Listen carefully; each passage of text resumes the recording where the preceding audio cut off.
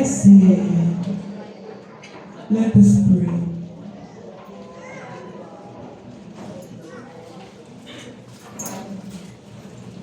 Grant, we pray, Almighty God, that through the sacrament we have received, we may imitate on earth the charity and victories of Saint Francis, and so attain like him the glory of heaven. Through Christ our Lord. Amen. Kasi po tayo sandali. Bago ibigay ang final blessing. Tingin po ako ng isang kalendaryo. Yan. Para po sa mga activities natin. Ate Lucy, meron muna. May kalendaryo ba ito? Kalendaryo pa. Okay? So, una po, ayan.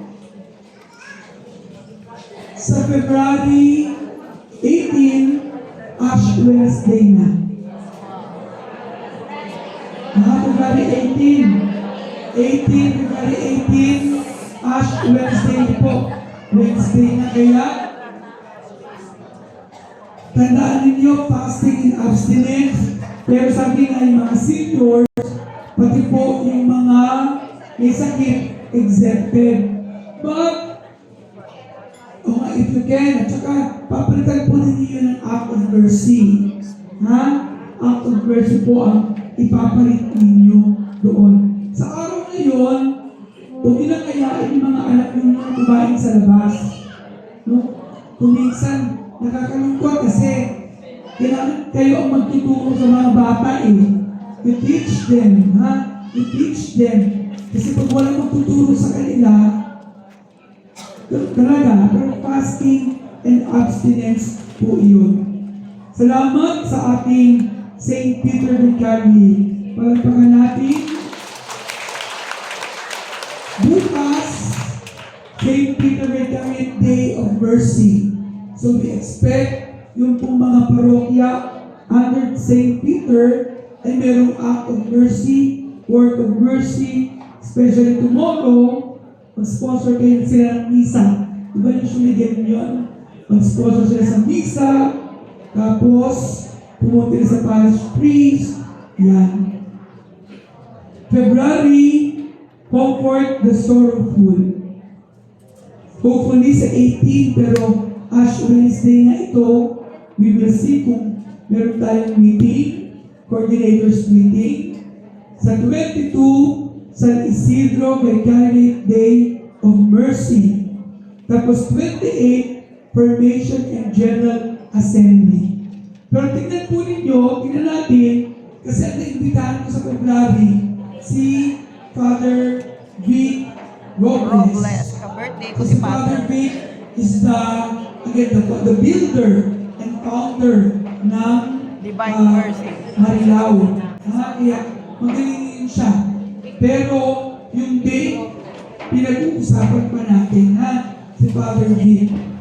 Ang dami yung mga simbahan na napatayo at naging shrine. Una po, siya yung naging dahilan ng pagiging shrine and national shrine ng Marilao.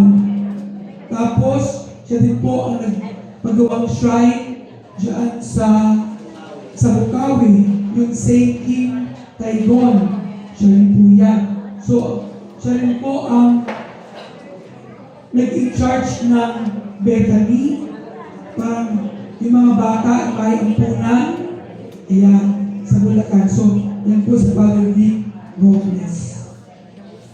Sa March, hopefully we'll have our basic orientation on mercy, our book, tapos San Bartolome Vicariate Day of Mercy.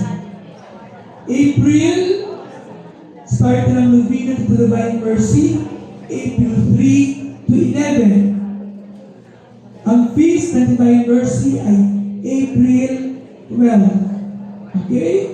So, lagay niyo na po. Eh, dapat meron kayong kalendaryo. Sa May, ito na po yung ating mga activities.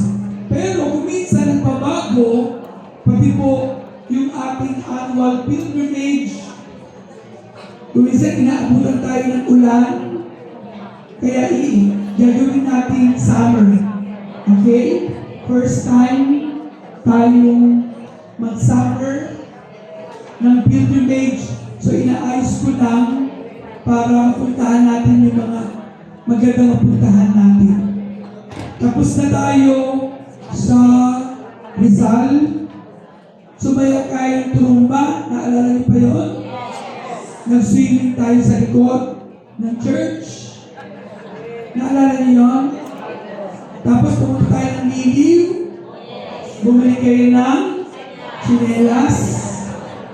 Pero that was 15 years ago. Tagal na. We pray for si Ate Linda. No? Si Ate Linda. We pray for her. Tapos, Batangas, tapos na rin. Cavite, tapos na rin. Tagaytay, tapos na. Bulacan, Bataan, Pampanga, Bicol. Tarlac, Bicol. napuntahan na natin. So, iniisip ko pa, we will see kung yung Manawag area.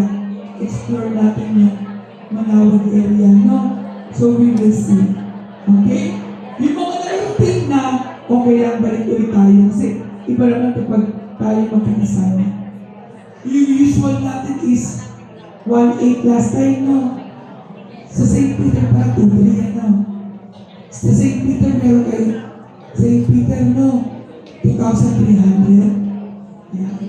Okay, sa St. Peter, meron sila. Usually, gano'n naman yun sila. Sa Santo Niño, after nyo magkano kayo, no? Santo Niño Kongreso. 1.5. Iba-iba sila. Pero wala mga food yun, no? Wala anything. Okay, but anyways, so abangan niyo po kung saan tayo para at least mag-ipon na po tayo. Okay? Ipon-ipon na tayo. Okay. Meron ko nakikita yung Mako ba yun? Mako, may Mako. Pero hindi tayo kasama doon kasi pang-Mindanao yun. Tayo po, Luwaco. Luzon, Apostolic Congress on Mercy. So yun pong ating hinihintay. Pero wala pa namang major announcement tungkol sa Luwaco. Tapos, ang kailangan pa natin ay, anong kalendaryo yan? Ano di ba yung kalendaryo yan? Tahanan ko na po. Okay. Next, ano pa kailangan natin?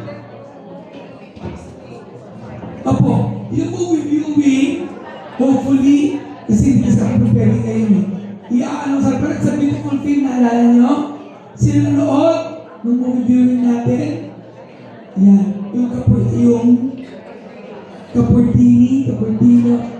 So, yung mga hindi pa napanood, hintayin natin yung announcement ng Kapurtino. Kasi maganda po talaga yun. Amen? Amen. Sige. Hindi, yung mga hindi pa nakakapanood. Pero yung mga gusto kumulit, okay po yun. Next, gusto ko lang i-announce na una, merong pilgrimage this year. Sa May, ngayong May, pupunta po ako ng Mexico. Sa May ha, so sumama kayo kung gusto nyo. Mag-message lang po kayo sa messenger ko. No? Mexico. Ang date po ng Mexico. May...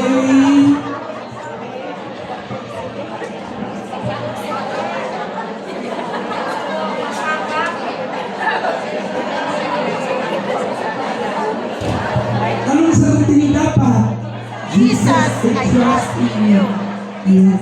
So, Mexico, hindi po, Mexico City.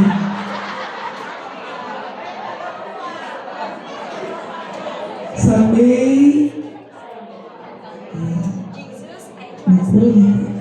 parang hindi ko nasulat dito. So, sa May, Mexico, 11 days. Manila to Los Angeles to Mexico. Okay? So, kailangan ito ng US visa. Pag walang US visa, tutulungan din naman kayo ng Polaris para magkaroon. Okay? So sa mga seniors, hindi naman po mahirap kumuha ng US visa. Pero i-assist naman kayo ng agency. Okay? So, next, after po nun, sa February, September, bumalik na po yung Holy Land. No, September this year, meron po akong Holy Land. Yung mga hindi pa napunta ng Holy Land, please go to Holy Land. Jesus, Okay? I trust in Okay, you. ano sagot nyo? Jesus, I trust in you. Sana makasama pa kayo lahat sa Holy Land. Kasi maganda po pag magsisimba kayo, pag nagbabasa ng scripture, ganda ano? Sino nakasama na sa Holy Land? Taas ang kamay. Yan, 1, 2, 3, 4, 5, 6, 7. Yan, sister, Holy Land ha? Yan. Hindi ako kasama. Sana po sumama kayo hanggat malakas kayo, go to. Ang Holy Land kayo po parang 190 na. Parang 190,000 pesos. Yan. Jesus, I trust in you. 190,000 pesos. Jesus, I trust in you. Ayan. Okay. Dati, yung simula ako dyan, dati simula ako mga 90,000 lang. Tapos naging 110, naging 140, naging 170. Ngayon mga gano'n na. Pataas talaga ng pataas. So, usually 12 to 13 days yan. Tatlong bansa, Jordan, Israel, and Jordan. Alam na yan ha? Egypt, Israel, and Jordan. Tatlong bansa po yun, all in. September, all in. Airfare, tapos, board and lodging. Basta wala kayong mabayaran. Okay na po lahat yun.